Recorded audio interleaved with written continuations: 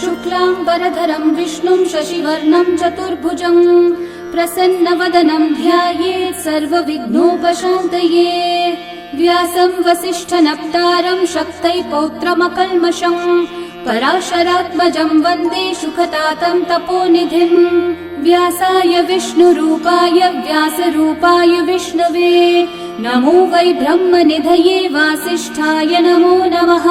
अविकाराय शुद्धाय नित्याय परमात्मने सदैकरूपरूपाय विष्णवे सर्वजिष्णवे।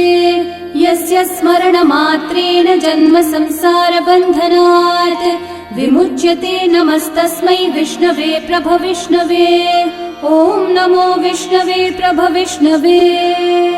श्रीवैशम्पायन उवाच श्रुत्वा धर्मानशेषेण पावनानि च सर्वशः युधिष्ठिरः शान्तनवं पुनरेवाभ्यभाषत। युधिष्ठिर उवाच किमेकं दैवतं लोके किं वाप्येकं परायणं स्तुवन्तः कं कमर्चन्तः प्राप्नुयुर्मानवा शुभम्। को धर्मः सर्वधर्माणां भवतः परमो मतः किं जपन्मुच्यते जन्तुर्जन्म संसारबन्धनात्। श्रीभीष्म उवाच जगत्प्रभुं देवदेवम् अनन्तं पुरुषोत्तमम् स्तुवन्नामः सहस्रेण पुरुषस्तततोत्थितः तमेव चार्चयन् नित्यं भक्त्या पुरुषम् अव्ययम् ध्यायन् स्तुवन्नमस्यं च यजमानस्तमेव च। अनादिनिधनं विष्णुं सर्वलोकमहेश्वरम् लोकाध्यक्षं स्तुवन्नित्यं सर्वदुःखातिगो भवेत्। ब्रह्मण्यं सर्वधर्मज्ञं लोकानां कीर्तिवर्धनम् लोकनाथं महद्भूतं सर्वभूतभवोद्भवम्। एष मे सर्वधर्माणां धर्मोऽधिकतमो मतः यद्भक्त्या पुण्डरीकाक्षं स्तवैर्रच्चैर्नरः सदा। परमं यो महत्तेजः परमं यो महत्तपः परमं यो महद्ब्रह्म परमं यः परायणम्। पवित्राणां पवित्रं यो मङ्गलानां च मङ्गलम् देवतं देवतानां च भूतानां यो व्ययः पिता यतः सर्वाणि भूतानि भवन्त्यादियुगागमे यस्मिंश्च प्रलयं यान्ति पुनरेव युगक्षये तस्य लोकप्रधानस्य जगन्नाथस्य भूपते विष्णोर्नाम सहस्रं मे शृणु पापभयापहम्। यानि नामानि गौणानि विख्यातानि महात्मनः ऋषिभिः परिगीतानि तानि वक्ष्यामि भूतये। ऋषिर्नाम्नां सहस्रस्य वेदव्यासो महामुनिः छन्दोऽनुष्ठुप् तथा देवो भगवान् देवकीसुतः अमृतांशोद्भवो बीजं शक्तिर्देवकी नन्दनः त्रिसामाहृदयं तस्य शान्त्यर्थे विनियुज्यते। विष्णुं जिष्णुं महाविष्णुं प्रभविष्णुं महेश्वरम् अनेकरूपदैत्यान्तं नमामि पुरुषोत्तमम्। अस्य श्रीविष्णोर्दिव्यसहस्रनामस्तोत्रमहामन्त्रस्य श्रीवेदव्यासो भगवान् ऋषिः अनुष्ठुप् श्रीमहाविष्णुः परमात्मा श्रीमन्नारायणो देवता अमृतांशोद्भवो भानुरिति बीजम् देवकी नन्दनसृष्टेति शक्तिः उद्भवक्षोभणो देव इति परमो मन्त्रः शङ्खबृन्नन्दकी चक्रीति कीलकम् शार्ङ्गधन्वा गदाधर इति अस्त्रम् रथाङ्गपाणिरक्षोभ्य इति नेत्रम् त्रिसामासामगः सामेति कवचम् आनन्दं परब्रह्मेति योनिः ऋतुः सुदर्शनः काल इति दिग्बन्धः श्रीविश्वरूप इति ध्यानम् श्रीमहाविष्णुः प्रीत्यर्थे सहस्रनाम जपे विनियोगः।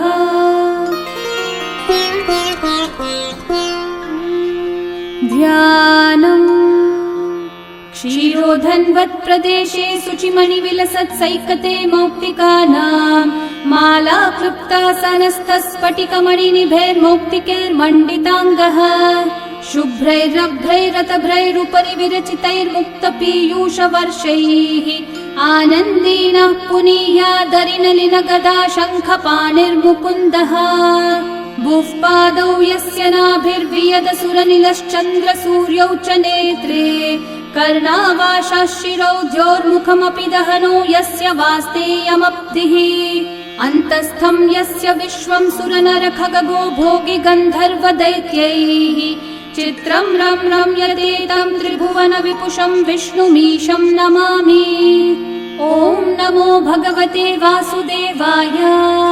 शान्ताकारं भुजगशयनं पद्मनाभं सुरेशं विश्वाधारं गगनसदृशं मेघवर्णं शुभाङ्गं लक्ष्मीकान्तं कमलनयनं योगिहृद्ध्यानगम्यं वन्दे विष्णुं भवभयहरं सर्वलोकैकनाथम् मेघश्यामं पीतकौशेयवासं श्रीवत्साङ्कं कौस्तुभोद्भासिताङ्गं पुण्योपेतं पुण्डरीकायताक्षं विष्णुं वन्दे सर्वलोकैकनाथम् नमः समस्तभूतानामादिभूताय भूभृते अनेकरूपरूपाय विष्णवे प्रभविष्णवे सशङ्खचक्रं सकिरीटकुण्डलं सपीतवस्त्रं सरसीरुहेक्षणं सहारवक्षस्थलशोभिकौस्तुभं नमामि विष्णुं शिरसा चतुर्भुजम् छायायां पारिजातस्य हेमसिंहासनोपरि आसीनमम्बुदश्याममायताक्षम् अलङ्कृतम् चन्द्राननं चतुर्बाहुं श्रीवत्साङ्कितवक्षसं रुक्मिणी सत्यभामाभ्यां सहितं कृष्णमाश्रये। ॐ विश्वं विष्णुर्वषट्कारो भूतभव्यभवत्प्रभुः भूतकृद्भूतभृद्भावो भूतात्मा भूतभावनः भूतात्मा परमात्मा च मुक्तानां परमा गतिः अव्ययः पुरुषः साक्षी क्षेत्रज्ञोऽक्षर एव च योगो योगविदां नेता प्रधानः पुरुषेश्वरः नारसिंहः वपुः श्रीमान् केशवः पुरुषोत्तमः सर्वः शर्वः शिवस्थाणोर्भूतादिर्निधिरव्ययः सम्भवो भावनो भर्ता प्रभवः प्रभुरीश्वरः स्वयंभू शम्भुरादित्यः पुष्कराक्षो महास्वनः अनादिनिधनो धाता विधाता धातुरुत्तमः अप्रमेयो ऋषिकेशः पद्मनाभोऽमरः प्रभुः विश्वकर्मा मनुस्त्वष्टा स्थविष्ठस्थविरो ध्रुवः अग्राह्यः शाश्वतः कृष्णो लोहिताक्षः प्रतर्दनः प्रभुतस्त्रिककुब्धामः पवित्रं मङ्गलं परम् ईशानः प्राणदः प्राणो ज्येष्ठः श्रेष्ठः प्रजापतिः हिरण्यगर्भो भूगर्भो माधवो मधुसूदनः ईश्वरो विक्रमी धन्वी मेधावी विक्रमक्रमः अनुत्तमो दुराधर्षः कृतज्ञः कृतिरात्मवान् सुरेशः शरणं शर्म विश्वरेतः प्रजाभवः अहः संवत्सरो व्याळः प्रत्ययः सर्वदर्शनः अजः सर्वेश्वरः सिद्धिः सिद्धि सर्वादिरच्युतः वृषा कपिरमेयात्मा सर्वयोगविनिःसृतः वसुर्वसुमना सत्यः समात्मा संमितः समः अमोघः पुण्डरीकाक्षो वृषकर्मा वृषाकृतिः रुद्रो बहुशिरा बभ्रुर्विश्वयोनिःशुचिश्रवाः अमृतः शाश्वतस्थाणोर्वरारोहो महातपाः सर्वगः सर्वविद्भानुः विश्वक्सेनो जनार्दनः वेदो वेदविदव्यङ्गो वेदाङ्गो वेदवित्कविः लोकाध्यक्षः सुराध्यक्षो धर्माध्यक्षः कृताकृतः चतुरात्मा चतुर्व्यूहश्चतुर्दंष्ट्रश्चतुर्भुजः भ्राजिष्णुर्भोजनं भोक्ता सहिष्णुर्जगदादिजः अनघो विजयो जेता विश्वयोनिः पुनर्वसुः उपेन्द्रो वामनः प्रांशुरमोघः शुचिरूर्चितः अतीन्द्रः सङ्ग्रहः सर्गो धृतात्मा नियमो यमः वेद्यो वैद्यः सदा योगी वीरः माधवो मधुः अतीन्द्रियो महामायो महोत्साहो महाबलः महाबुद्धिर्महावीर्यो महाशक्तिर्महाद्युतिः अनिर्देश्य वपुः श्रीमान् अमेयात्मा महाधृतक् महेश्वासो महीभर्ता श्रीनिवासः सतां गतिः अनिरुद्धः सुरानन्दो गोविन्दो गोविदाम्पतिः मरीचिर्दमनोहंसः सुपर्णो भुजगोत्तमः हिरण्यनाभः सुतपः पद्मनाभः प्रजापतिः अमृत्युः सर्वदृक्सिंहः सन्धाता सन्धिमान् स्थिरः अजो दुर्मशनः शास्ता विश्रुतात्मा सुरारिः गुरुर्गुरुतमो धामः सत्यः सत्यः पराक्रमः निमिषो निमिषस्रग्वी वाचस्पतिरुदारधीः अग्रणीर्ग्रामणी श्रीमान् न्यायो नेता समीरणः सहस्रमूर्धा विश्वात्मा सहस्राक्षः सहस्रपात् आवर्तनो निवृत्तात्मा संवृतः सम्प्रमर्दनः अहः संवर्तको वह्निरनिलो धरणीधरः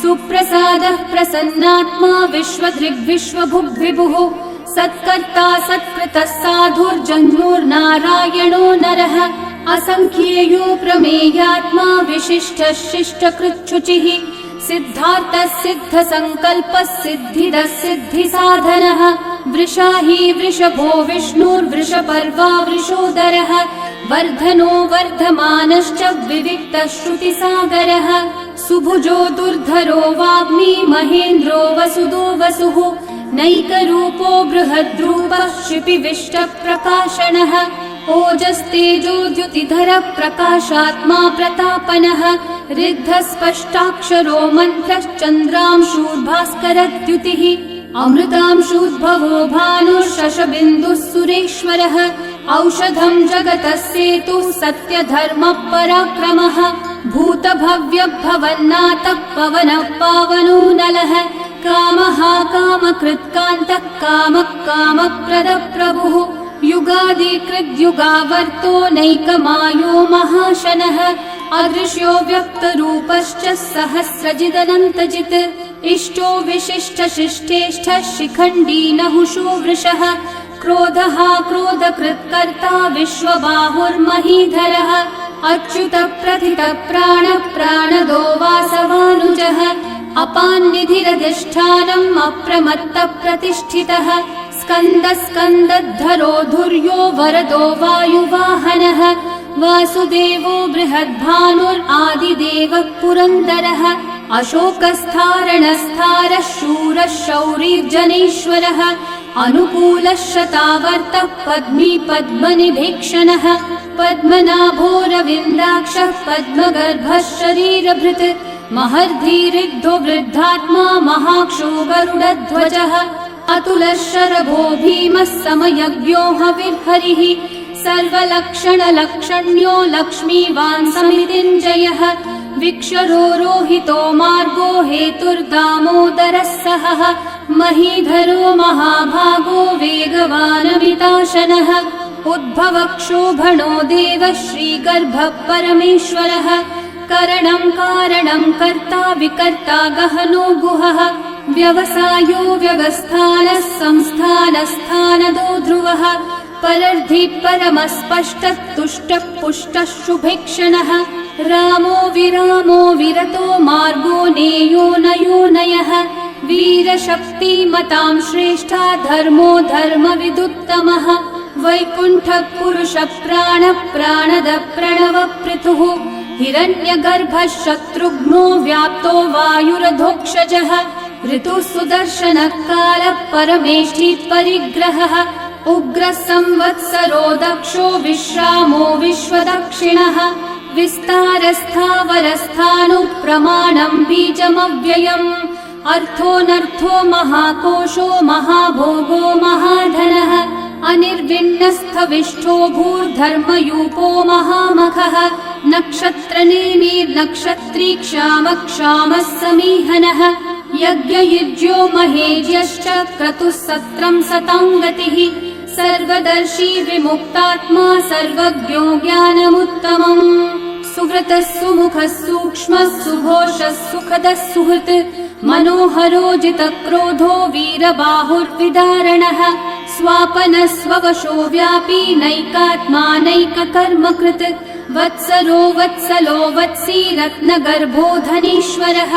धर्मगुग्धर्मकृद्धर्मी सदसक्षरमक्षरम् अविज्ञाता सहस्रांशूर्विधाता कृतलक्षणः गभस्तिनेमि सत्त्वस्थः सिंहो भूतमहेश्वरः आदिदेवो महादेवो देवेशो देवभृद्गुरुः उत्तरो गोपतिर्गोप्ता ज्ञानगम्यः पुरातनः शरीरभूतभृद्भोक्ता कपीन्द्रो भूरि दक्षिणः सोमपो मृतपः सोमः पुरुजित्पुरुसत्तमः विनयोजयः सत्यसन्धो दाशारः सात्वतां पतिः जीवो विनयिता साक्षी मुकुन्दोमितविक्रमः अम्भो निधिरनन्तात्मा महोदधिशयोऽन्तकः अजो महार्हः स्वाभाव्यो जितामित्रप्रमोदनः आनन्दो नन्दनो नन्दः सत्यधर्मा त्रिविक्रमः महर्षि कपिलाचार्य कृतज्ञो मेदिनीपतिः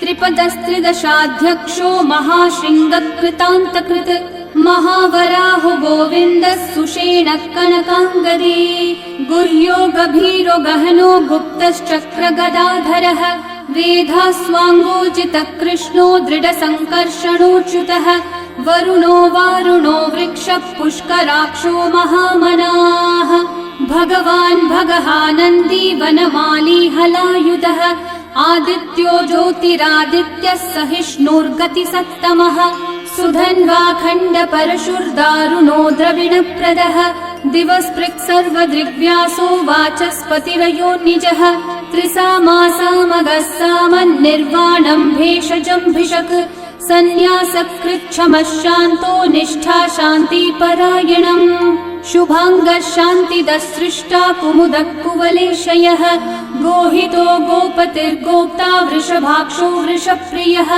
अनिवर्ती निवृत्तात्मा संक्षेप्ताक्षेमकृच्छिवः श्रीवत्सवक्षा श्रीवासः श्रीपतिः श्रीमतांवरः श्रीधः श्रीशः श्रीनिवासः श्रीनिधिः श्रीविभावनः श्रीधरः श्रीकरः श्रेयः श्रीमान् लोकत्रयाश्रयः स्वक्षः स्वङ्गः शतानन्दो नन्दिर्ज्योतिर्गणेश्वरः विजितात्मा विधेयात्मा सत्कीर्तिश्चिन्न संशयः उदीर्णः सर्वतश्चक्षुरनीशः शाश्वतस्थिरः भूषयो भूषणो भूतिर्विशोकः शोकनाशनः अर्चिष्मान् अर्चितः कुम्भो विशुद्धात्मा विशोधनः अनिरुद्धो प्रतिरथः प्रद्युम्नोमितविक्रमः कालनेमी निहावीरः शौरी शूरजनेश्वरः त्रिलोकात्मा त्रिलोकेशः केशवः केशिहा हरिः कामदेवः कामपालः कामी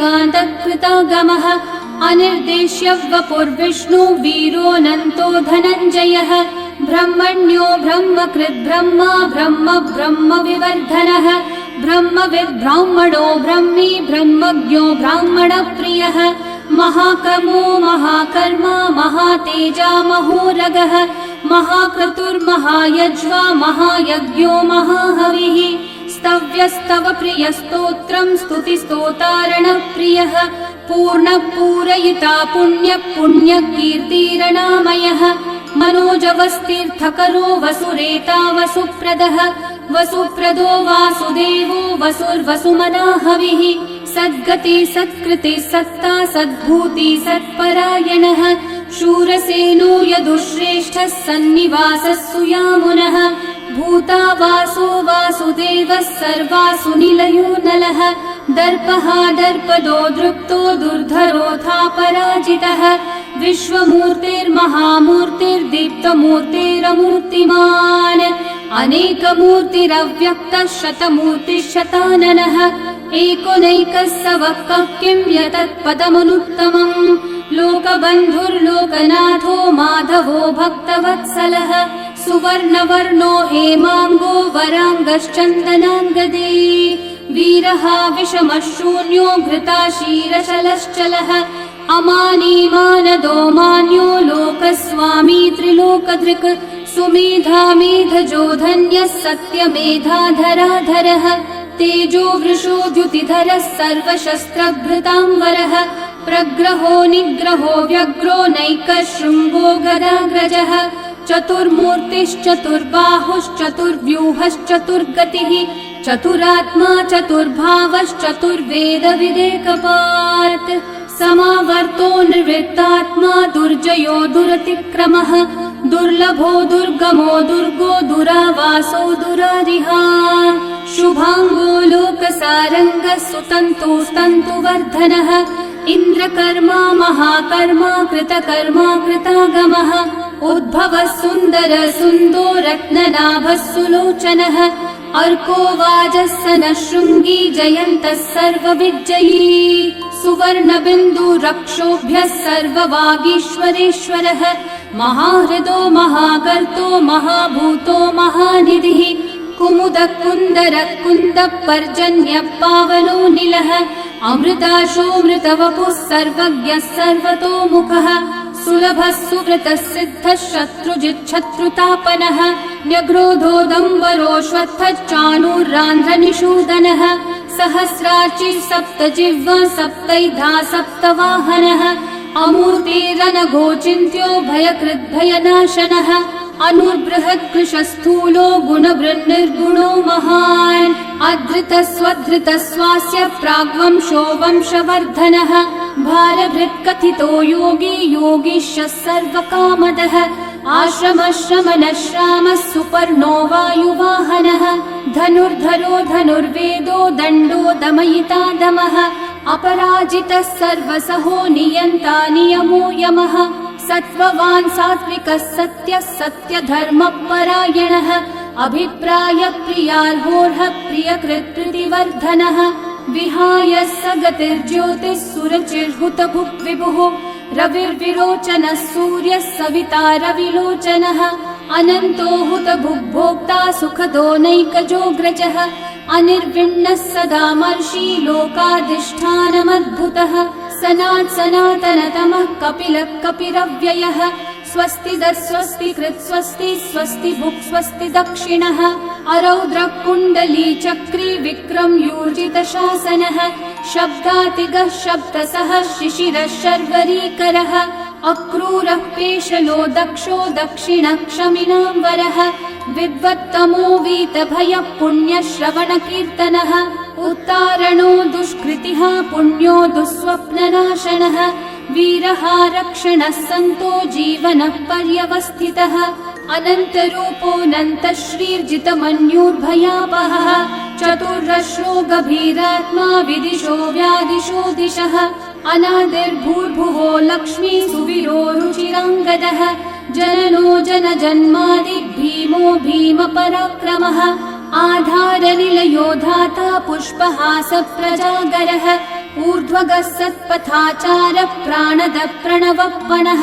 प्रमाणं प्राणनिलयं प्राणभृत् प्राणजीवनः तत्त्वं तत्त्वविदेकात्मा जन्म मृत्युजरातिगः भूर्भुवः स्वस्तरुस्तारः सविता प्रपितामहः यज्ञो यज्ञपतिर्यज्वा यज्ञाङ्गो यज्ञवाहनः यज्ञभृद्यज्ञकृद्यज्ञी यज्ञभुग्यज्ञसाधनः यज्ञातकृद्यज्ञगुह्यामन्नमन्नादयेव च आत्मयोनिः स्वयं जातो वैखानः सामगायनः देवकीनन्दनः सृष्टा शितीशः पापनाशनः शङ्खवृन्नन्दकी चक्री शार्ङ्गधन्वा गदाधरः रथाङ्गपाणिरक्षोभ्यः सर्वप्रहरणायुधः सर्वप्रहरणायुध ॐ नम इति वनमाली गदी शार्ङ्गी शङ्खी चक्री च नन्दकी श्रीमान्नारायणो विष्णुर्वासुदेवोऽभिरक्षतु वनमाली गदी शार्ङ्गी शङ्खी चक्री च नन्दकी श्रीमान्नारायणो विष्णुर्वासुदेवोऽभिरक्षतु वनमाली गदी शार्ङ्गी शङ्खी चक्री च नन्दकी श्रीमान्नारायणो विष्णुर्वासुदेवोऽभिरक्षतु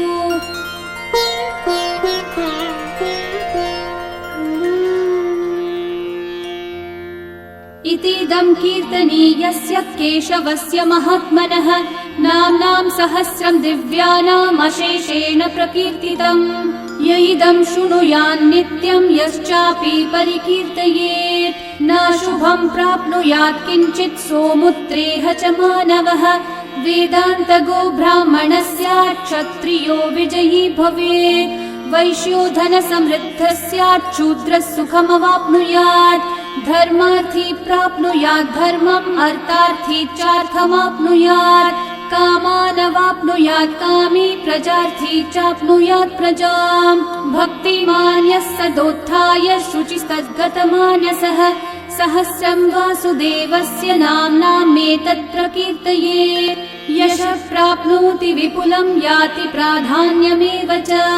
अचलां श्रियमाप्नोति श्रेय प्राप्नोत्यनुत्तमम्। न भयं क्वचिदाप्नोति वीर्यं तेजश्च विन्दति। भवत्यरोगो द्युतिमान् बलरूपगुणान्वितः। रोगार्तो मुच्यते रोगात् बद्धो मुच्येत बन्धनात्। भयान्मुच्येत भीतस्थो मुच्येतापन्न आपदः। दुर्गान्यतितरत्याशु पुरुषः पुरुषोत्तमम्। स्तुवन्नाम सहस्रेण नित्यं भक्ति समन्वितः। वासुदेवाश्रयो मर्त्यो वासुदेवपरायणः। सर्वपापविशुद्धात्मा याति ब्रह्म सनातनम्। न वासुदेव भक्तानामशुभं विद्यते क्वचित्। जन्म मृत्यु जरा व्याधि भयं नैवोपजायते। इमं स्तवमधीयानः श्रद्धा भक्ति समन्वितः। युज्येतात्मसुखः शान्ति श्रीधृति स्मृति कीर्तिभिः। न क्रोधो न च मात्सर्यं न लोभो नाशुभा मतिः। भवन्ति कृतपुण्यानां भक्तानां पुरुषोत्तमे। द्यौस चन्द्रार्कनक्षत्राखं दिशो भूर्महो दधिः। वासुदेवस्य वीर्येण विदतानि महात्मनः। ससुरासुरगन्धर्वं स यक्षोरगराक्षसम्। जगद्वशे वर्ततेदं कृष्णस्य सचराचरम्। इन्द्रियाणि मनोबुद्धिः सत्त्वं तेजो बलं द्युतिः। वासुदेवात्मकन्याहुः क्षेत्रं क्षेत्रज्ञ एव च। सर्वागमानामाचार प्रथमं परिकल्पते। आचार प्रभवो धर्मो धर्मस्य प्रभुरच्युतः। ऋषयः पितरो देवा महाभूतानि धातवः। जङ्गमा जङ्गमं चेदं जगन्नारायणोद्भवम्। योगो ज्ञानं तथा साङ्ख्यं विद्या शिल्पादिकर्म च। वेदाः शास्त्राणि विज्ञानम् एतत् सर्वं जनार्दनात्। एको विष्णुर्महद्भूतं पृथक् भूतान्यनेकशः। त्रीन् लोकान् व्याप्य भूतात्मा भुङ्क्ते विश्वभुगव्ययः। इमं स्तवं भगवतो विष्णोर्व्यासेन कीर्तितम्। पठ्येद्य इच्छेत् पुरुषः श्रेयः प्राप्तुं सुखानि च। विश्वेश्वरमजं देवं जगतः प्रभुमव्ययम्। भजन्ति ये पुष्कराक्षं न ते यान्ति पराभवम्। न ते यान्ति पराभवम्। ॐ नमः इति। अर्जुनोवाच पद्मपत्रविशालाक्षः पद्मनाभः सुरोत्तम। भक्तानामनुरक्तानां त्राता भवजनार्दन। श्रीभगवानुवाच यो मां नाम सहस्रेण स्तोतुमिच्छति पाण्डव। सोऽहमेकेन श्लोकेन स्तुतयेव न संशयः। स्तुतयेव न संशय। ॐ नमः इति। व्यास उवाच वासनाद्वासुदेवस्य वासितं भुवनत्रयम्।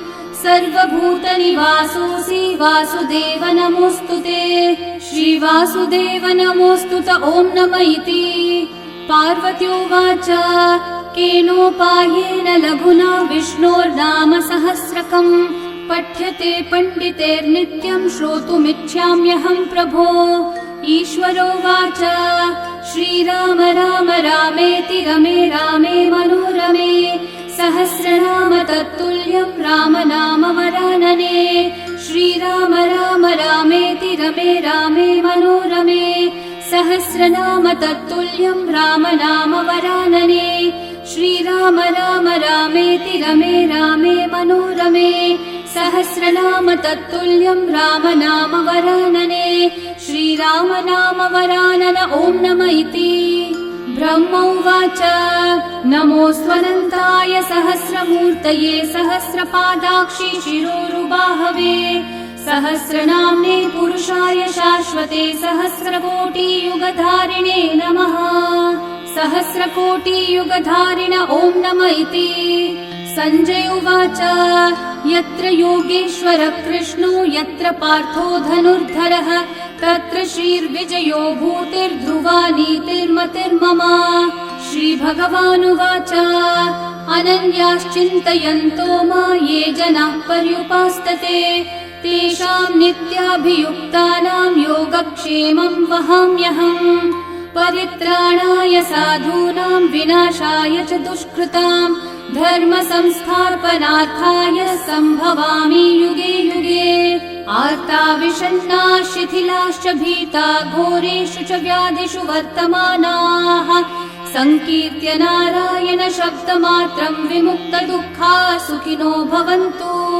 कायेन वाचा मनसैन्द्रियैर्वा बुद्ध्यात्मना वा प्रकृते स्वभावात् करोमि यद्यत् सकलं परस्मै नारायणायेति समर्पयामि। श्री विष्णु सहस्रनाम स्तोत्रं सम्पूर्णम्।